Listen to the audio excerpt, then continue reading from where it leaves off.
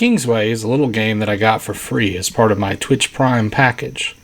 Its description as a throwback to old-style Windows turned into an RPG was enough to convince me to give it a go, not to mention it was free. Going into this game I was not expecting much, but was pleasantly surprised by the content that was on offer. So here is a less than 10-minute review of Kingsway. In Kingsway, the story is the journey. Essentially, an attempt to emulate a Western RPG, you create a character.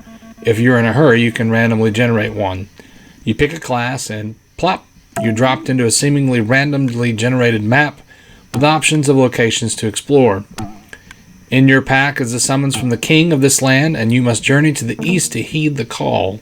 Along the way, you will have random encounters, stop into villages, interact with NPCs, and discover dungeons to explore. On the main story mechanics is permadeath, meaning that your character dies, it is truly game over, and you do not get another attempt with that character. You go back to the menu and start all over again on a new map.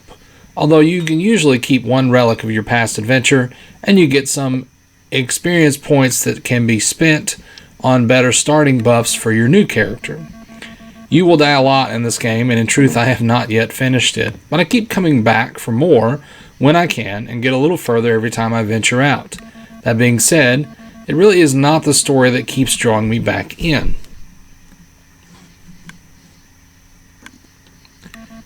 The presentation is based upon old Windows format, like Windows 97 or Windows XP.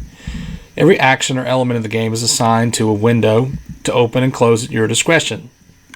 It really does pull off this presentation just about perfectly, and uses its unique format in interesting ways. Even the colors and resolution feel pulled from an old format. The character creator is varied, and the classes are fun to experiment with as well. Indeed, the presentation might be the part that draws me in the most, in their unique use of it. In battle, I encountered a witch who could close my tabs during battle, meaning I had to reopen them to attack her. That's a clever use of the presentation in gameplay. As far as the sound department goes, the little clicks and beeps and boops are pulled straight from the 90s, and the startup sound for the game is a clever homage to the Windows startup sequence.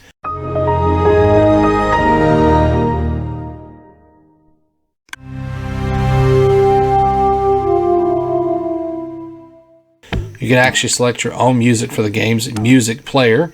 I usually run the game with music off, however, not because it is bad, because so much of the game is conveyed with sound. When the music is on, I felt like I was missing something.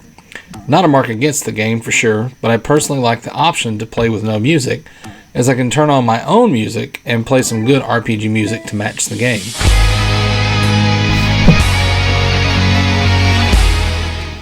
Everything is point and click. If you have a good mouse, then you can have good control. I'm surprised that I've never played a game like this before, actually. Everything is so simple, and the interface is really easy to use. It's true that some of the game is automated for you to make the ability of a mouse-only control fully realized, but using the mouse to issue commands on a moving target is a bit tougher than you might think, considering all that can go on at once sometimes. In short, the control is easy to pick up and play, but challenging enough to master that this is the real draw in the control department. Just when you think you have it all figured out, they throw a new gimmick at you. These gimmicks are welcome, though, as it gives the game some good variety of play.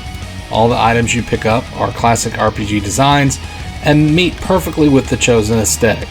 The art design in general is one of my favorite parts of the game. The level design is again seemingly randomly generated. I have yet to experience the same map twice.